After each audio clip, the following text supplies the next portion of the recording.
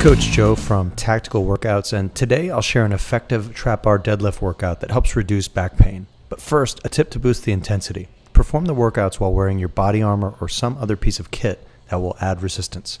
In this video, I'm wearing a 12-pound extreme muscle suit to make the moves a bit tougher. Considering that 80% of individuals suffer from low back pain at some point in their lives, a core-focused dynamic warm-up makes a lot of sense here. It's my opinion that a weak posterior chain and weak glutes in particular are largely responsible for the alarming rate of low back pain in the United States. I'm sure you know plenty of guys in your platoon or on the team who have debilitating back pain. Now, there are many folks that perform crunches, sit-ups, and back extensions their entire lives and never experience back pain. On the other hand, if you can't perform an exercise properly, don't do it. If an exercise consistently causes pain, don't do it. If an exercise consistently injures you, don't do it. Just use common sense. So we're going to start with a core focused dynamic warm-up to help you raise body temperature, lubricate your joints, and mentally prepare you for a great workout. You'll also fire up the nerve connections between your brain and muscles. You see, a prime nervous system helps you recruit more muscle fibers so you'll be faster, stronger, and more focused during the rest of the session. I'm performing 4 basic moves here for the dynamic warm-up. Trunk flexion with rotation, lateral trunk flexion, back extension, and right here, reverse hyperextension. All great movements for the posterior chain, in other words, your low back, your glutes, your hamstrings, your calves, all the stuff that you just don't see when you're looking at yourself in the mirror. There's definitely a risk-reward trade-off when it comes to deadlifting. If you bend over too far with your torso, you'll experience shear force as your vertebrae slide forward on each other. If this sounds familiar, you'll probably do better with either a trap bar or sumo style lift, at least in the short term, to reduce shear forces. Here you see a glute-ham raise. Fantastic movement. It puts relatively little stress on the low back since there are minimal shearing forces involved. This makes it a viable way for people with back issues who may not be able to do exercises like deadlifts and Romanian deadlifts to train the posterior chain in a safe manner.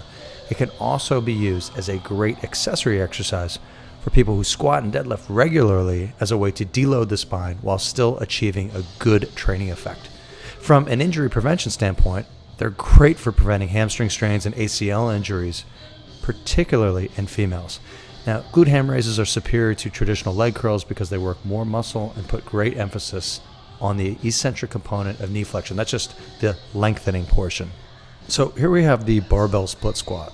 Now, this exercise targets your quadriceps, which is the muscles in the front of your thighs. It also activates about every other muscle in your lower body, including glutes, hamstrings, calves.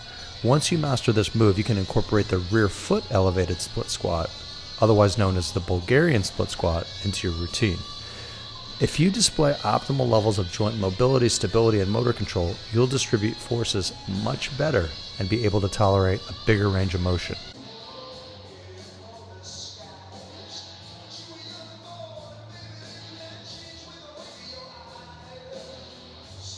Single leg squats are another legitimate way to build bigger and stronger legs. It makes sense that if you strengthen your legs and build up the stabilizing muscles in the hips, your squat and deadlift will improve.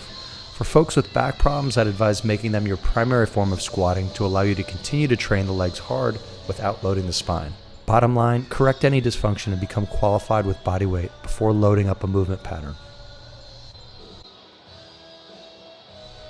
Barbell snatch grip shrug, great auxiliary exercise to the deadlift because it's working a lot of those powerful muscles that run up your backside, a lot of the muscles that most tactical athletes ignore, your back, upper back, and your traps in particular. This wider grip puts a much bigger demand on the traps, which is why it's a great variation here.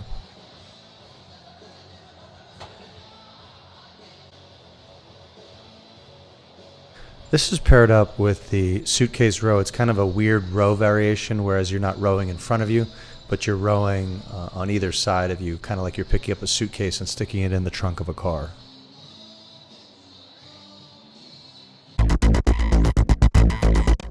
So before you go bananas with all these barbell and dumbbell movements, make sure you have a solid grasp on your tactical bodyweight training. You can get a copy of Tactical Bodyweight Workouts at tacticalbodyweightworkouts.com.